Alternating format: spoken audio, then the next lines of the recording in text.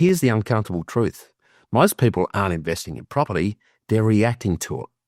Why? Because we're humans, bless us, and we're hardwired to make emotional, irrational decisions. And that's especially true when it comes to money and property.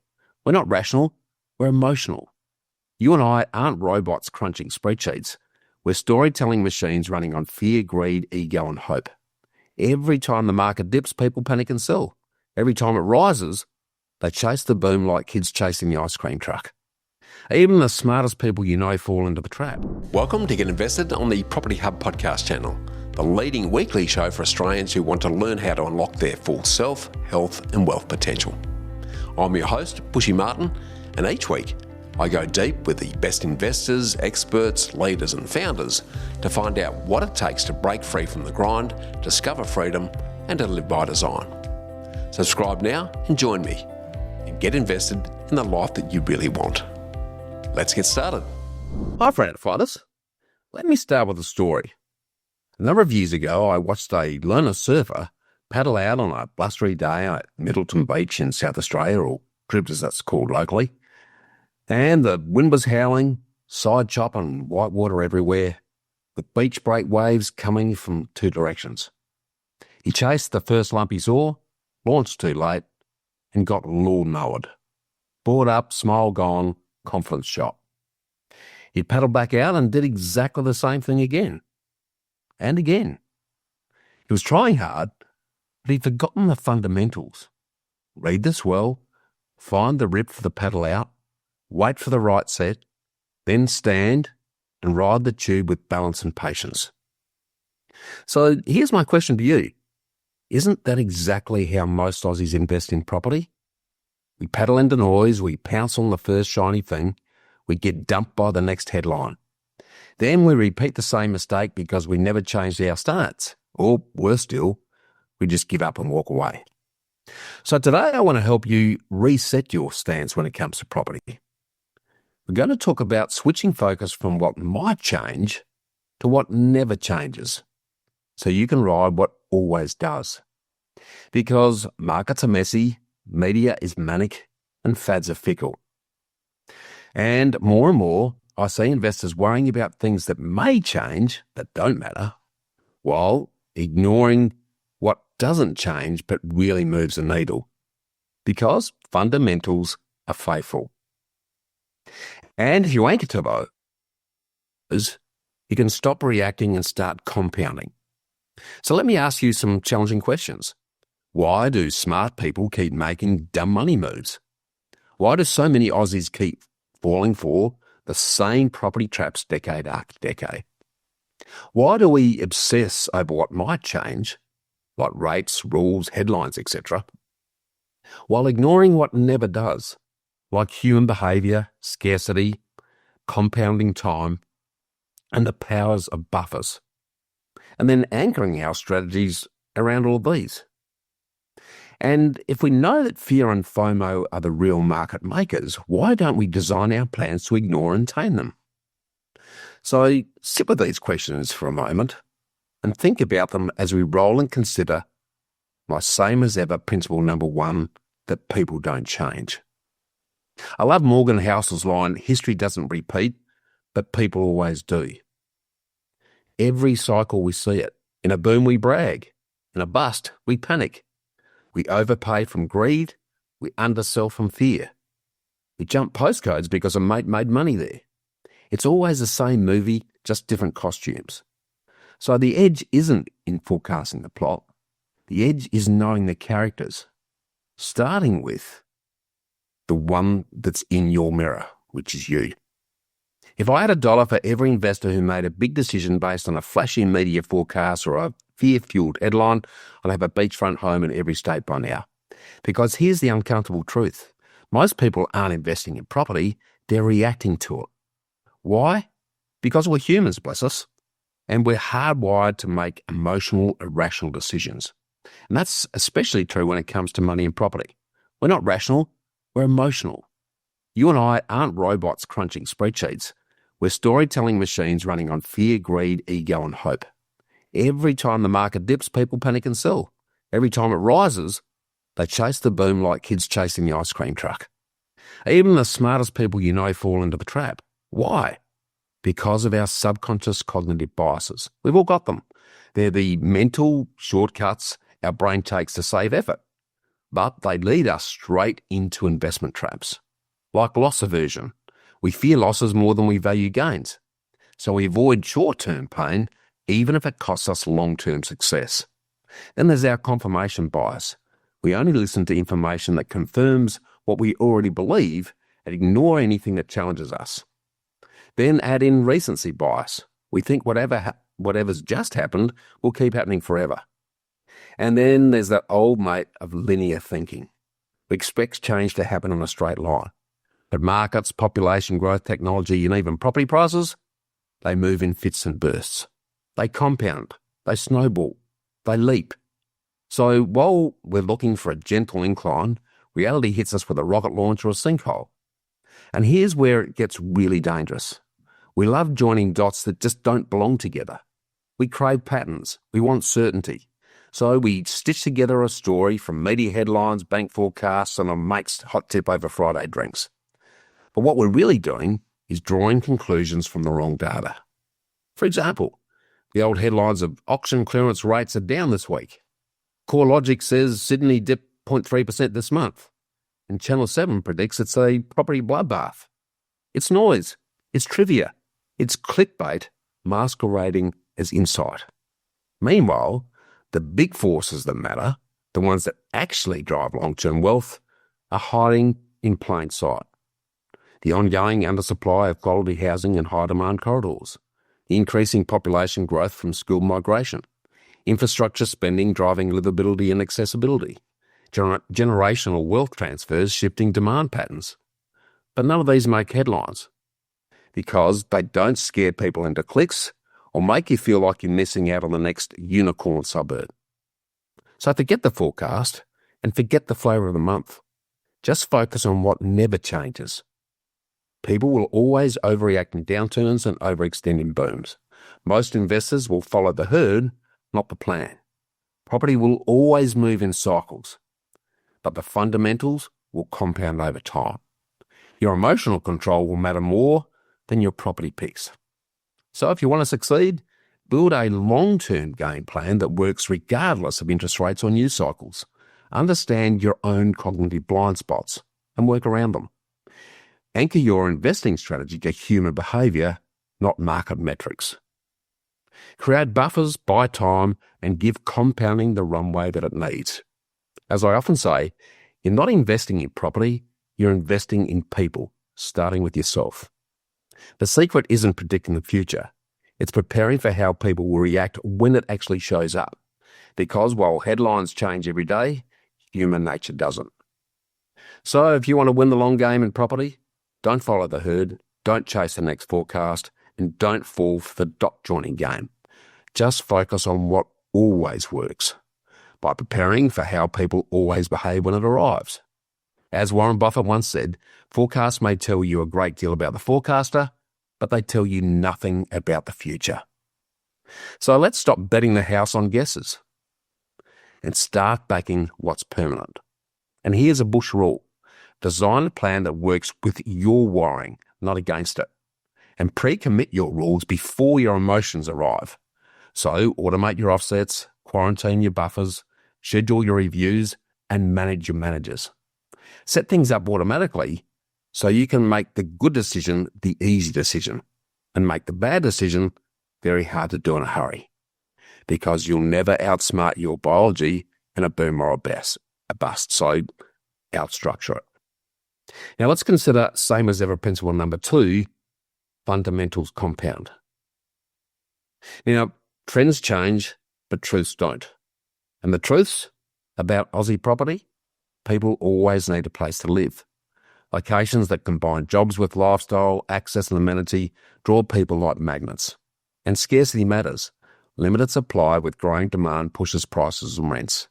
And never forget that regardless of whether you're investing or buying a home to live in, owner-occupier appeal is king. If locals love it, long-term buyers will pay for it. And buy or build art galleries. Timeless homes that act as a blank canvas for tenants and future buyers to add their own colour. So avoid trends and fads. The reality is that all of this is simple, boring, but beautiful. So build your buy box around the following timeless traits: jobs and incomes within reach, transport that actually gets used, schools, health, parks, culture, streets that feel safe and human, housing types that locals actually want, and supply that can't balloon overnight. If you struggle to explain a market without spreadsheets, then it's probably not timeless. If you can explain it to your man in 2 sentences, you're on the right track. Because it's not rocket science, it's common sense. But sadly, this is increasingly in short supply in our current world. And instead of relying on historic desktop data that focuses on medians and averages that mislead and misinform and actually mask the opportunities within, research the same as ever future-focused growth drivers of what I always call the 3 I's and the 3 P's, which form my evergreen compass, where the 3 I's relate to, firstly, the new I for infrastructure, which is committed, funded and under construction, because where the tech, roads, rails and health hubs go, people follow, as accessibility opens things up. Secondly, the new I for industry diversity, enduring employment engines, not fads, as diverse industry job bases beat one-horse towns. And thirdly, the new I for income growth, rising household earnings and family demographics that can actually service higher prices and rents as values rise. And the 3 I's generate and are supported by the 3 P's of population, policy and place, where population is about net inflows of internal plus migration that lifts demand and tightens rentals, where policy is about planning, zoning, incentives and credit settings that shape supply and borrowing power. And the 3rd P of place and preferences is about owner-occupier taste in terms of lifestyle, safety, schools, parks, water, walkability and low renter ratios. And when the 3 I's are reinforced with the 3 P's, property magic happens. So you don't need a headline because you've already got a tailwind. So strap on your future-focused telescope and throw away your rearview mirror data microscope that only measures things that don't matter. And don't forget the importance of the local handbrake of generational sentiment of what long-term locals actually think about an area as perception's reality. And that will lift or drag property values for decades. So act national, but think local. Because data only tells you what happened, but locals tell you why.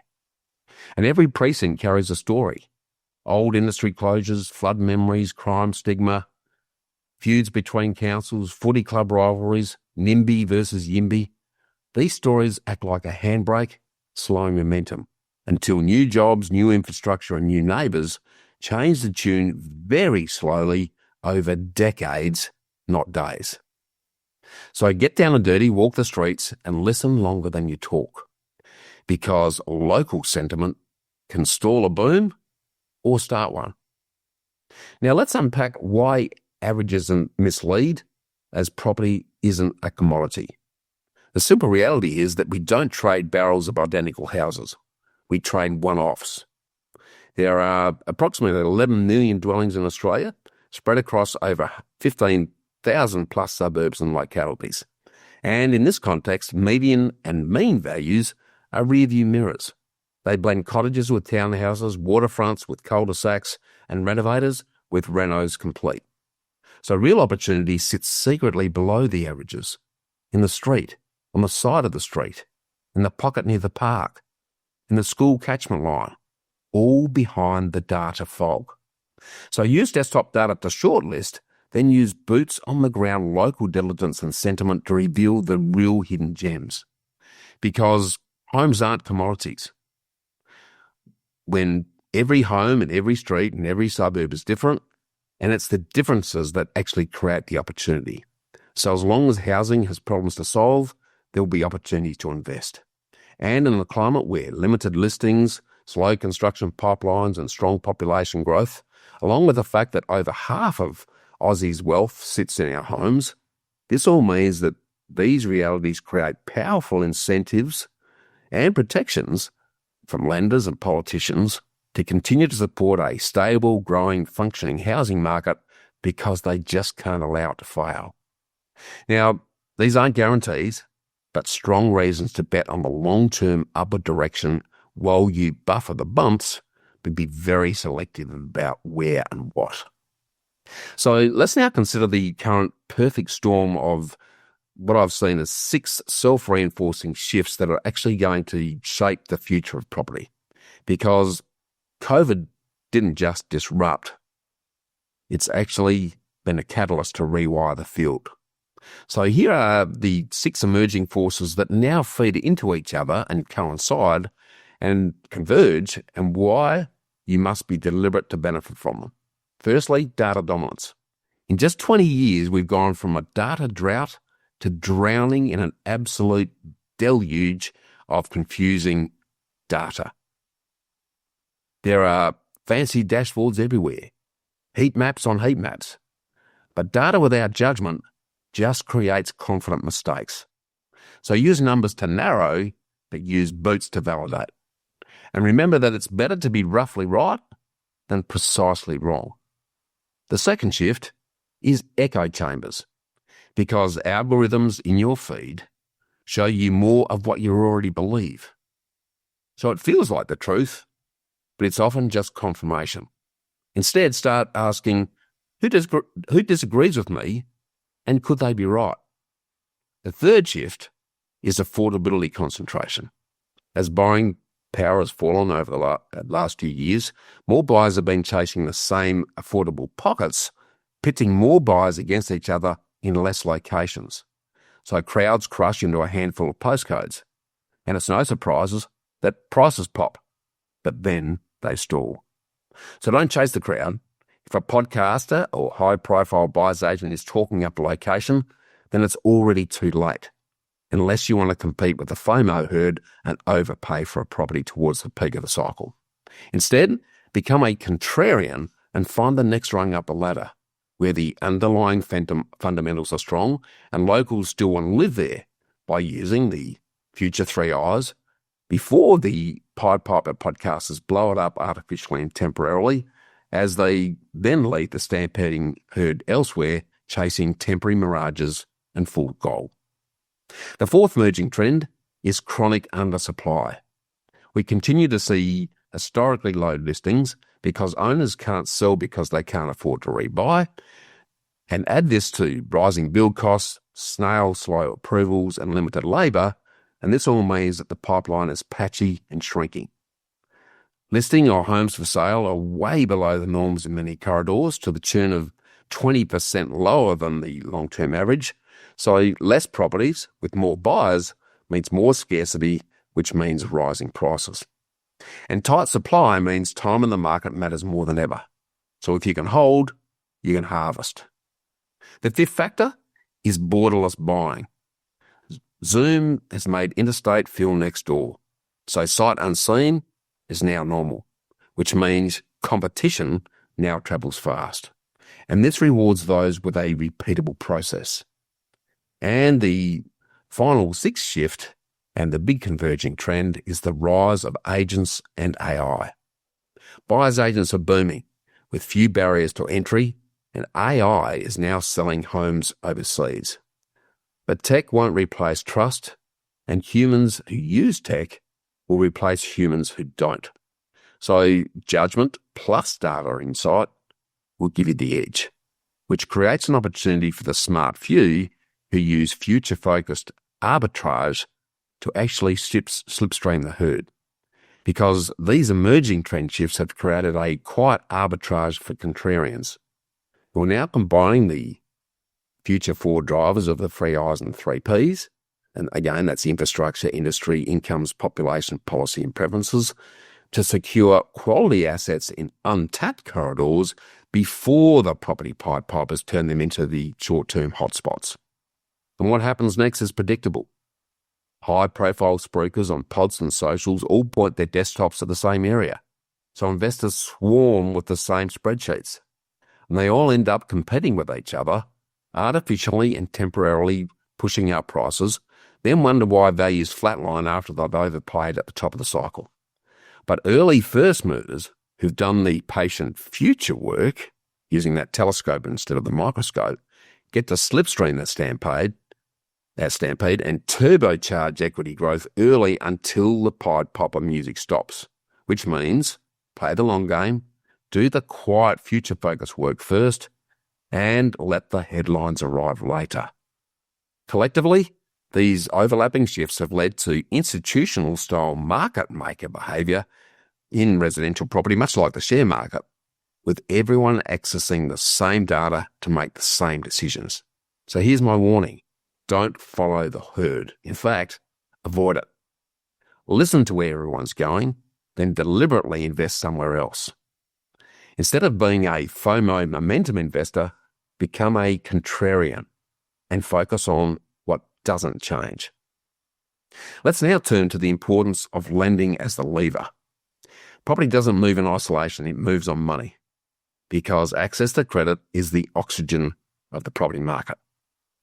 Turn the valve tighter and prices struggle. Open the valve by reducing rates and prices lift. So you need to make sure you're always finance fit. And here's your checklist. Clean your liabilities, show surplus savings consistently, sequence multiple lenders and don't burn options, use offsets as your master switch, fix it where it calms your cash flow while leaving flexibility where you need it, and keep buffers bigger than feels comfortable. Because if you can borrow when others can't, you can buy well today and you can hold tomorrow. So getting a really good investment savvy broker specialist on your team early will make all the difference to your future freedom through increased capacity.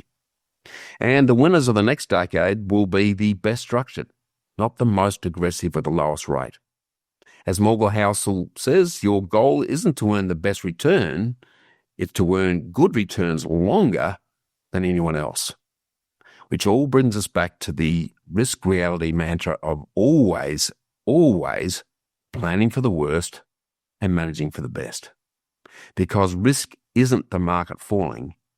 Real risk is you being forced to act at the worst possible time. So we need to engineer resilience, which revolves around what I like to call the Bush 5-layer buffer of 1, cash. Make sure you've always got access to at least 6 to 12 months of all of your living expenses and your investment holding costs. And make sure these are ring-fenced in savings or available equity. Number 2, offsets. Every spare dollar parks in your offsets to reduce debt, to reduce interest and your loan terms while maintaining access to funds when you need them. Because liquidity is freedom. Number 3, CapEx and vacancy. And make sure you've got contingency for both of those. A monthly sinking fund or rainy day reserve for roofs, hot water, paint, and quiet periods. Number 4, credit backups. Ensure that you've always got a second lender lined up and redraw available, which equals no last-minute surprises. And number 5, income resilience, which means multiple income streams, appropriate insurances, which are increasingly more important, and a rehearsed plan B. Now, if this all feels excessive, then that's exactly the point, because resilience always looks inefficient until the day it saves you. Just ask Warren Buffett. And speaking of Buffett and his offsider Charlie Munger, God rest his soul, here's my Aussie translation of their words of wisdom that reinforces my same as ever unchanging fundamentals approach, where Buffett says, our favourite holding period is forever. And Charlie Munger was famous for saying, the big money is in the waiting. You don't always have to be doing something. If the right opportunity and the best opportunity isn't around, do nothing until it presents itself. Because sometimes the best action is no action.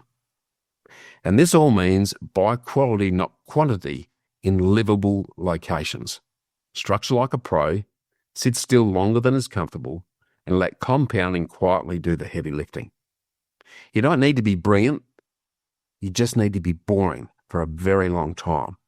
Because the best investors are actually dead, as they can't interfere and let their FOMO emotional biases get in the way. Let's now consider the emerging world of AI that I consider to be more of a power tool rather than a pilot. Now, I love what AI enables: screening suburbs, scoring sheets, streamlining admin, and freeing up your thinking time. But here's the guardrail. Use AI to accelerate diligence, not to replace it. So here's my 3 AI rules. Ground truth with boots and local eyes, privacy-proof your data, and sustainability-proof your stack. By using tech that saves you time and energy, not just money, which means the hybrid human wins. But all of this needs to be tempered by the behavioural beast, where you tame your mind and train your method. So when you feel euphoria, slow down. When you feel panic, slow down. In an ever faster and increasingly rapid world, make slow down your default. Become considered instead of constantly compulsive. Then return to process. What problem does this property solve? For whom and for how long? What's the plan if nothing goes right? Can I hold it comfortably long term? If yes, proceed. If maybe, pause. If no, pass.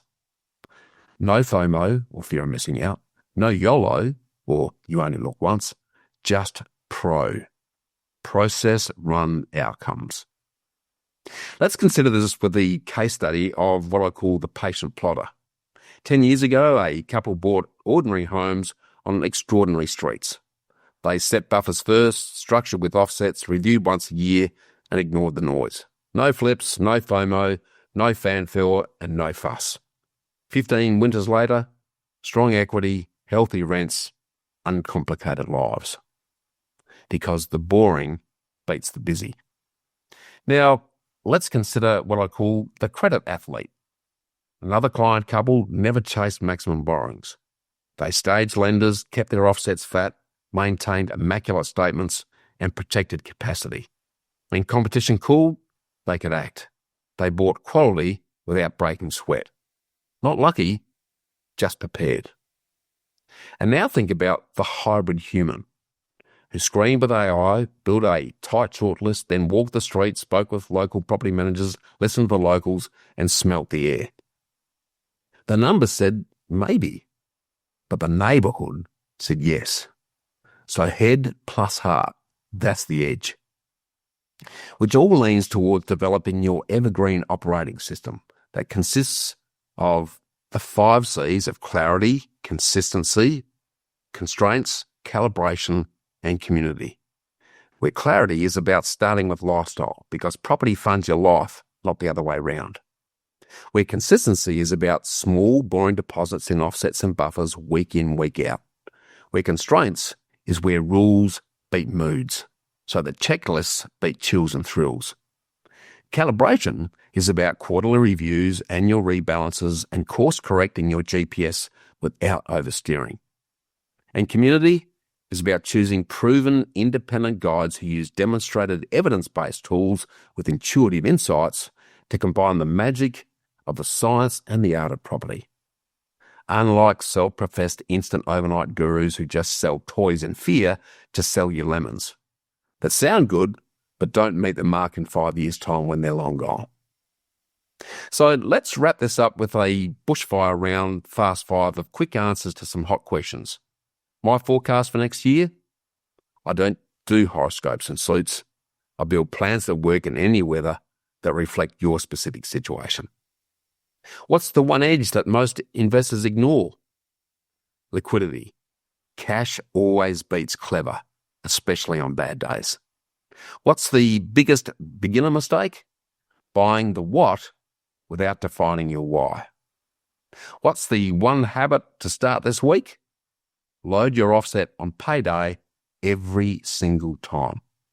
And finally, is AI a friend or a foe? It's a friend with seatbelts, a power tool, not your pilot. So let me leave you with a few key takeaways. Property's a complex adaptive system, like the weather, so don't expect anyone to predict it perfectly. Be careful where you get your information. Just because it's loud doesn't mean it's right. Challenge assumptions. Most of them are someone else's story wrapped around their vested interests and hidden agendas. Become a contrarian. If you're doing what everyone else is, you're already too late. Focus on what doesn't change. Lifestyle infrastructure, 3 I's, 3 P's, scarcity, and owner-occupier appeal. Manufacture your own economy and solve real problems. The bigger the problem, the bigger the reward. And most importantly, invest in yourself first, before property, which means knowledge, mindset, values, expectations, and discipline. And remember what Gandhi said, your beliefs become your thoughts become your words become your actions become your habits become your values, and your values become your destiny. Most investors don't fail because of the market. They fail because of their mindset. So don't time the market, give time in the market. Don't buy the forecast, buy the fundamentals. Don't get sold a story, write your own. And finally, don't invest in property, invest in what property does for you, because it's all about FTC, freedom, time, and choice. So if you're ready to stop reacting and start compounding, let's map your self-help wealth GPS and make your finance fit for your pathway and build the buffers that buy you time so that you can buy your version of freedom. Feel free to book a personal solution sessions with yours truly by hitting the link in the show notes, where we'll spend an hour of one-on-one dedicated time to clear your fog, set the stance, burst your blockages, and surf the long swell of time of truths together. Until next time, make sure you always live by design, not by default. And, as always, get invested.